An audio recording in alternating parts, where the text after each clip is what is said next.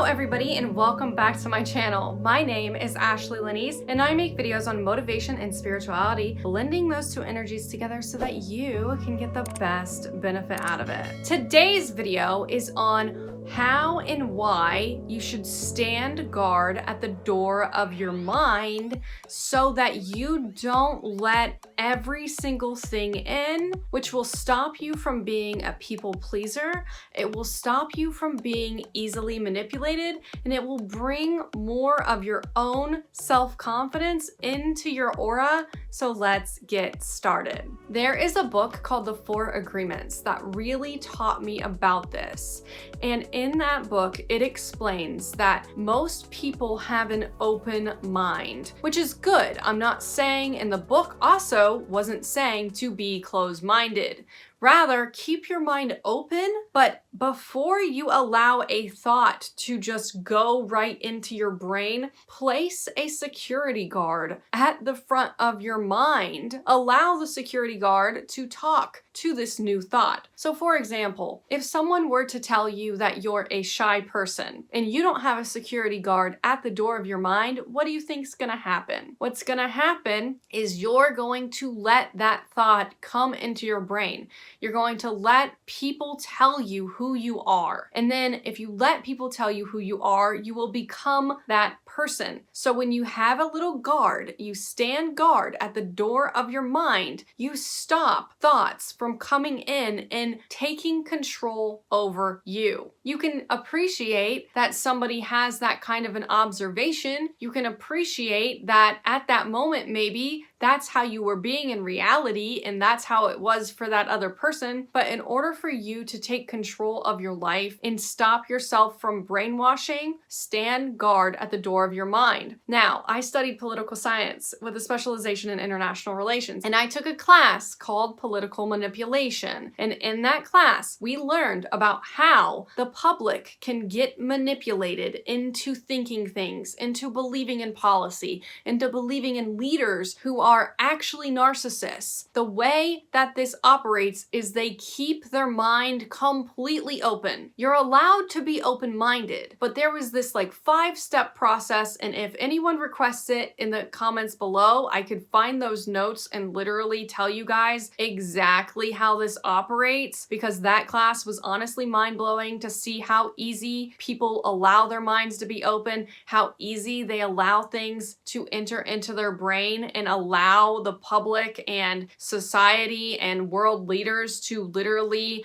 make them do things they wouldn't ordinarily do. So there's a 5-step process, but one of the steps I distinctively remember was surrounded around, are you just going to let a thought enter into your brain, or are you going to question it? When somebody says something, are you going to take it at face value, or are you going to assess because you have that internal confidence, because you have that little security guard? Because as in some of my other videos, I've talked about how insecurity is the opposite of security. When you have a security guard at the door of your mind, then you can be like, wait a second. Yeah, you said I was shy, but am I being shy in this moment? Or is that a reflection of that person's reality stamping onto you? Are you just not really into that person, so you're not saying a lot? They're getting offended by it vibrationally, so they hit you with your shy. Or maybe they're not offended and they just think you're shy. The thing is you define you define your belief system, you define your values. This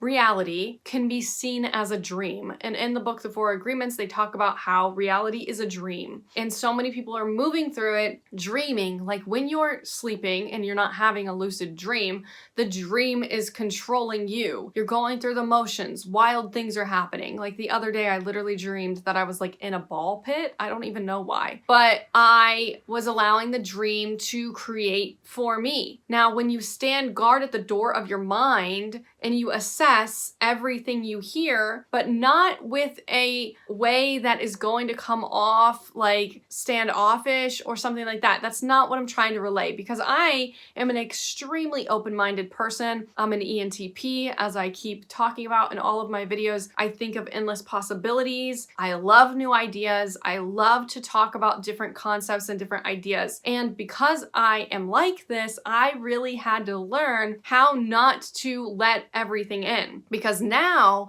I've gotten to a place where I can talk about things and not accept them in. And when I was younger, I wasn't like that. And when I was younger, I accepted literally everything into my brain when someone said it. And that creates people-pleasing mentality. Because if someone's like, oh, you're like this, you're like that, you're like this, you're like that, you naturally are like, oh yes, I want you to love me. I want you to see this in me. Let me just adapt to you and be malleable and give you whatever you want, even though that's not who I am. Because when I was younger, I felt like everyone knew a different version of me and they didn't actually know who I was. So many people try to define me. And a part of that was because I was letting them. I wasn't standing guard at the door of my mind. I wasn't stopping things from coming into my mental shield. So have a guard there. Be open still, but just doing the act of I am going to set the intention that there is something there. I'm going to have security before I commit to a thought that someone else shared with me will help you raise your confidence, will help you show people who you really are. Because I wasn't showing people who I really was. I was showing them who they thought I was, and they were getting confused, and I was just miserable, and I had no confidence, and I was being manipulated so easily by people. So when you stand guard, still have that open outlook, be able to tell people, be able to say to them, I don't agree, but I love thinking about that perspective. Just being open like that and friendly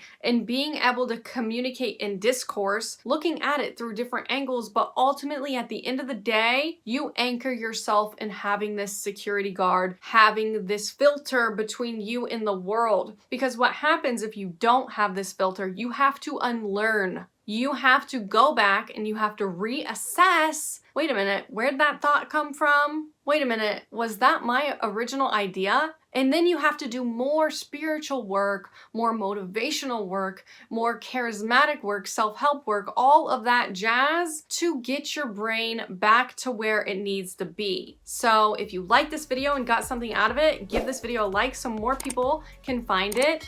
If you like content like this, go ahead and subscribe, and I will see you all in the next video.